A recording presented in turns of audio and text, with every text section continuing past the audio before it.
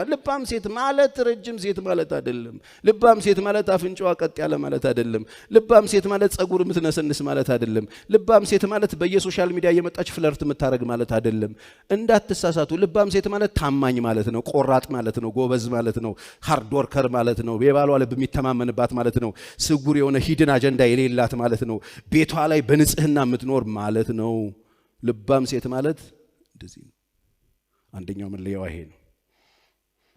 ትዕግስተኛ ናት፣ ሚስጥር ጠባቂ ናት። ልባም ሴት ማለት ትዕግስት ያላት ናት።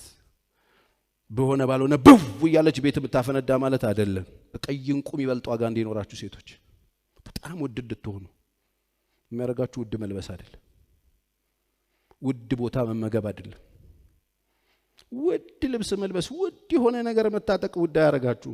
እንደውም ርካሽነታችሁን የምትደብቁበት እንደሆነ ነው ዓለም የሚያውቅባችሁ። ውድ የሚያደርገው ታማኝነት። ከቀይ እንቁ ይበልጣል የተባለችው ታማኝ፣ ጨዋ፣ ሆነስት፣ እግዚአብሔርን የምትፈራ፣ እግዚአብሔርን የምታከብር፣ የባሏ ልብ የሚታመንባት፣ በኮንፊደንስ የሚተኛው፣ ስጋት የማይይዘው፣ ማን የደወለው ከማን ጋር ይሆን የምታወራው ብሎ አይፈራባት፣ ስጋት የለበት፣ ባውንደሪ ያላት ናት፣ ራሷን በጣም የምታቅናት አለሙያ ናት ልባም ሴት። ሙያ ያላችሁ እህቶች ቁጭ ብላ ተቀላቢ አይደለች።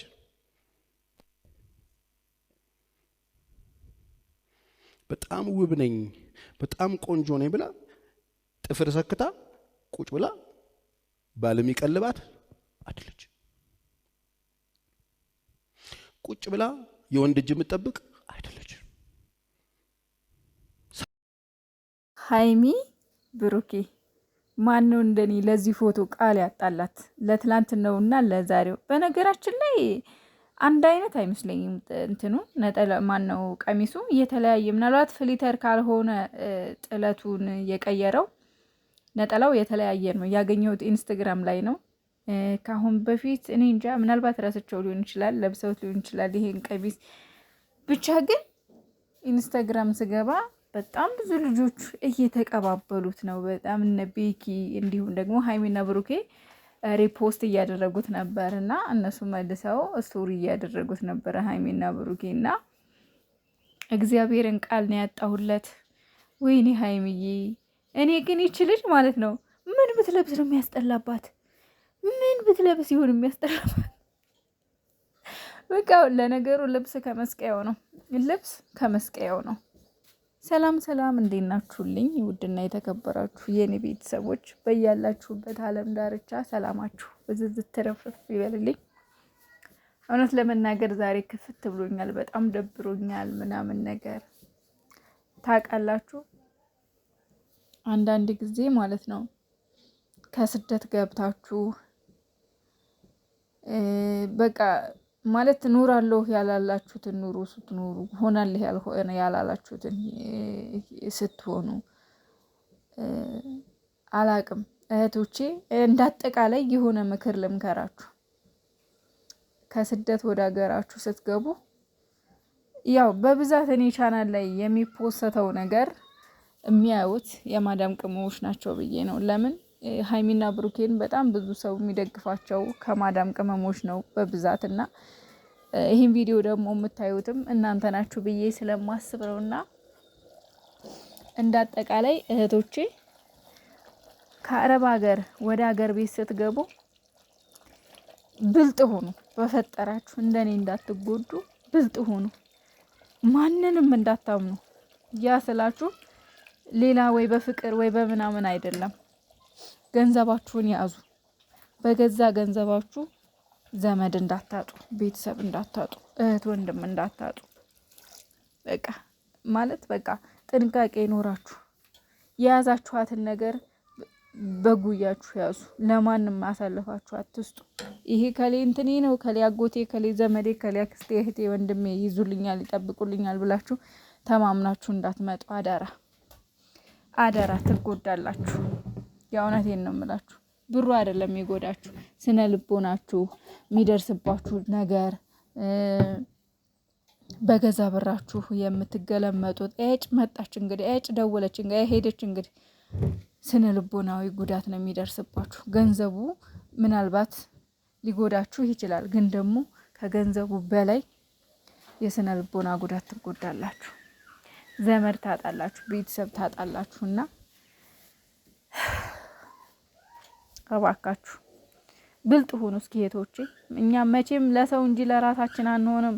ለሰው እንኖራለን እንጂ ለራሳችን አንኖርም። ጊዜም አይመክረንም፣ እኛም አንታቀብም። ችግሩም ደጋግሞ የሚመጣው እኛው ጋር ነው እና በተረፈ ያው ይሄን ነገር ማውራት ፈልጌ አልነበረም፣ ግን ምናልባት ለአንዳንዶቻችሁ ይጠቅማል። በየሚዲያው ብዙ ነገር ይባላል፣ ይመከራል፣ ግን አንሰማም። እኛ ምንም ማድረግ አይቻልም። በቃ ፈጣሪ ያለው ነው ሁሉም ነገር የሚሆነው፣ ግን ደግሞ ጥንቃቄ የሚያስፈልጋል። ለኛ የማዳም ቅመም ማለት ከራሷ በላይ ለሰው የምታስቀድም ናት። ሰው ቸገረኝ ሲላት ማንም ወደ ኋላ ማትል ናት። ግን ደግሞ የሰጠቻቸው የራሷን ትታ ለሷን እንደሰጠቻቸው አድርገው ሳይሆን ተርፏት እንደሰጠቻቸው ኖሯት እንደሰጠቻቸው፣ እሷ ግን የእነሱን ችግር ለመቅረፍ እንጂ ኖሯት አይደለም። ግን ልክ ኖሯት እንደሰጠቻቸው አድርገው ነው የሚቆርጡት።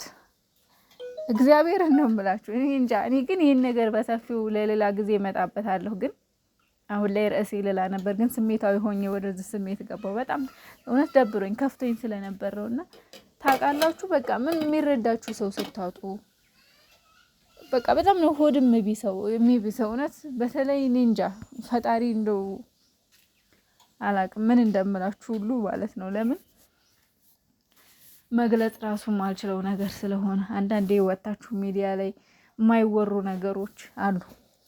ሚዲያ ላይ በስሱም ቢሆን የማይወሩ ነገሮች አሉ። አይወራም ሁሉም ነገር እና እንዳጠቃላይ ግን ብልጥ ሆኑ፣ ራሳችሁን ጠብቁ፣ እንዳትጎዱ እህቶች። እውነቴን ነው የምላችሁ። እና ወደ ሀይሚና ወደ ብሩኬ ስመለስ